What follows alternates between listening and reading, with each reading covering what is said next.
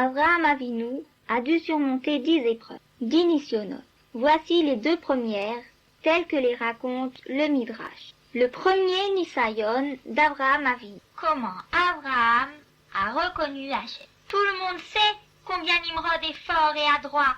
Quand il veut tuer un cerf, il tend son arc, dirige la flèche vers le cœur de l'animal et ne manque jamais son gare à celui qui ose douter que Nimrod est un dieu. Il dit que c'est lui, Akadosh Baruch, et qu'il s'est fait tout seul. Le bourreau, celui qui s'occupe de pendre les gens, est toujours à côté de son trône. Un jour, les astrologues, ceux qui regardent dans les étoiles pour prévoir ce qui va se passer, s'approchent du trône, se prosternent devant le roi. Ils annoncent: Votre Majesté, il y a un grand danger qui menace votre trône. Les étoiles prédisent qu'un garçon va bientôt naître dans votre royaume. Il dira que vous n'êtes pas Kadosh Baruch et il va vous vaincre. Nimrod se tourne vers ses ministres. Mais c'est très grave ça. Que pensez-vous qu'il faut faire pour me protéger? Ils répondent aussitôt: Ordonnez de tuer tous les garçons qui vont naître. Ah, ça c'est un bon conseil. Faites réunir des architectes et ordonnez-leur de faire un plan pour construire de nouvelles maisons. Toutes les femmes qui attendent un bébé seront enfermées dans ces maisons. On tuera tous les garçons et on ne laissera vivre que les filles.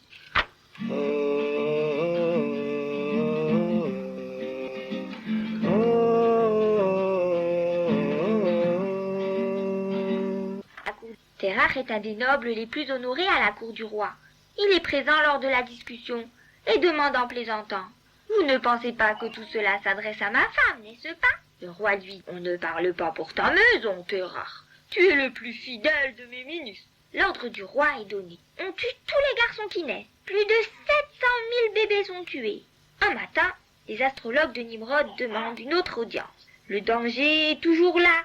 Ô roi, on a observé une étoile au-dessus de la maison de Terach. Elle a dévoré 4 autres étoiles. Une à l'est, une à l'ouest, une au nord et une au sud. Cela montre clairement que c'est le dernier fils de Terach qui va conquérir votre royaume. Le roi répond: Ordonnez à Terach de me donner son bébé. Je lui donnerai un trésor d'or et d'argent à la place. Les messagers se dépêchent d'aller chez Terach et demandent son bébé. Au nom du roi Nimrod, donne ton fils. Je ne vous donnerai pas mon fils, répond Terach. Le roi t'offre un trésor d'or et d'argent à la place. Terach se met à rire d'un ton moqueur. Allez dire à votre maître que ce qu'il me propose ressemble à ceci. On propose au cheval, on va te couper la tête, et tu recevras une récompense d'avoine à la place. Le cheval répond: Vous êtes fou. Si je n'ai pas de tête, qui va manger l'avoine? Eh bien, si vous tuez mon fils, dit Terach, qui va hériter de mon or et de mon argent? Les messagers s'en vont, mais Terach n'est pas tranquille. Il ordonne à sa femme Amtalai: Dépêche-toi, emballe le bébé dans des couvertures et cache-le dans une cave, loin de la maison. Je suis sûr qu'ils vont revenir bientôt. Un petit moment plus tard, les délégués du roi frappent à nouveau à la porte. Toc, toc, toc. Mais Terach s'est préparé. Il leur donne le fils d'une fidèle servante à la place du petit Avram.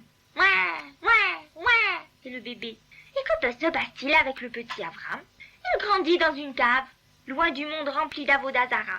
Il est très intelligent. Et il trouve Akadosh Baruch tout seul à 3 ans. D'abord il se dit: c'est peut-être la terre qui est Akadosh Baruch, puisque c'est elle qui fait pousser tout ce qu'on a besoin pour manger. Ah, mais non, elle n'est pas toute puissante, puisqu'elle a besoin de la pluie du ciel pour l'arroser. Peut-être que je devrais me prosterner devant le ciel. Oh, mais c'est sûr que c'est le soleil qui est le roi dans le ciel, puisqu'il donne la vie au monde avec sa chaleur et sa lumière. Le soleil doit être le Akadosh Baruch tout-puissant qui a tout créé, moi et le monde autour de moi. Avram se prosterne devant le soleil. Mais quand la nuit tombe et que la lune prend la place du soleil, Avram se dit: non, c'est la lune qui doit être Akadosh Baruch. Mais il abandonne vite cette idée, en se rendant compte que la lune ne brille que la nuit. Finalement, Avram se dit: comment se fait-il que la lune et le soleil viennent toujours à un moment fixé?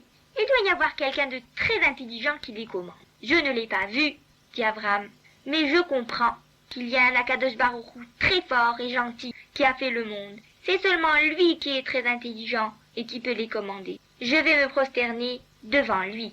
Le temps passe et les prédictions des astrologues ne se réalisent pas. Le petit Avram ne fait rien contre Nimrod. Alors le roi permet à Avram de rentrer à la maison. Terach est un marchand d'Avodazara. Et le petit Avram fait tout ce qu'il peut pour empêcher les gens de les acheter. Une fois, son papa part en voyage et laisse Avram s'occuper du magasin. Avant de partir, Terah dit à son fils, « Écoute, plus la Avodazara est grande, plus elle coûte. Donc, si un monsieur riche vient, offre-lui une grande Avodazara. Si c'est un client moins riche, donne-lui une plus petite. » Un homme rentre dans le magasin. Il est très impressionnant. Il est très grand, avec des épaules très larges. « Donne-moi une grande idole, comme il convient pour moi, » dit le jeune Avram. Avram lui tend la plus grande idole de tout le magasin. Et l'homme tend à Avram une grosse somme d'argent. Avram lui demande, « Quel âge as-tu ?»« J'ai 50 ans. »« Et tu n'as pas honte de servir une Avodazara qui n'a qu'1 jour ?» demande Avram. « Mon père vient juste de la fabriquer hier. » Honteux, le client remet l'argent dans sa poche et s'en va. Une vieille dame rentre. Elle dit à Avram, « Oh, des voleurs sont venus cette nuit. Ils ont volé toutes mes Avodazara. Il m'en faut des nouvelles. »« Ah bon ?» demande Avram. « Mais si tes Avodazara sont incapables de se protéger elles-mêmes, tu crois peut-être qu'elles peuvent te protéger toi ?»« Oh, tu as raison, » dit la dame. « Mais alors, qui faut-il servir ?»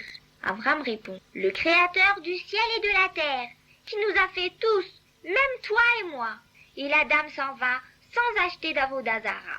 Une autre dame rentre avec un bol plein de farine. C'est une offrande, un cadeau pour les idoles. Avram prend une hache et casse toutes les idoles. Boum, boum, crac, boum, sauf la plus grande. Il pose la hache contre la grande idole. Quand Terah rentre et voit tout cassé chez lui, il crie, « Que s'est-il passé ici ?»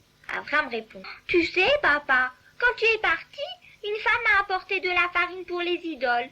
Et chaque Avodazara a dit qu'elle en voulait en premier. Alors la plus grande s'est fâchée, elle a pris la hache et a cassé toutes les autres. »« Qu'est-ce que c'est ces bêtises ?» crie Terah. « Tu sais très bien qu'elle ne parle pas et ne bouge pas. »« Ah bon ?»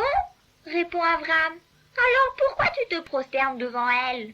Un jour, c'est le tour de Terah de s'occuper du service d'Avodazara devant le roi Nimrod. Terah emmène Avram. Ils arrivent au palais et voient là-bas plein de Avodazara, en or, en argent, en bronze, en bois et en pierre. Terah apporte du pain et du vin et les offre aux idoles. Avram dit aux Avodazara, « Tenez, prenez, mangez, buvez et soyez apaisés. » Aucune idole ne répond. Avram remarque, « Tu vois, papa, elles ne valent rien. » Il jette les idoles, boum, crac, boum, boum. Il les entasse, il y met le feu et vite, il se sauve du palais. Cela ne peut pas durer ainsi. Terah lui-même dénonce au roi Nimrod la mauvaise conduite de son fils. Avram a réussi la première épreuve, le premier Nisayon. Il a reconnu Akadosh Baruch Hu et a rejeté Avodazara.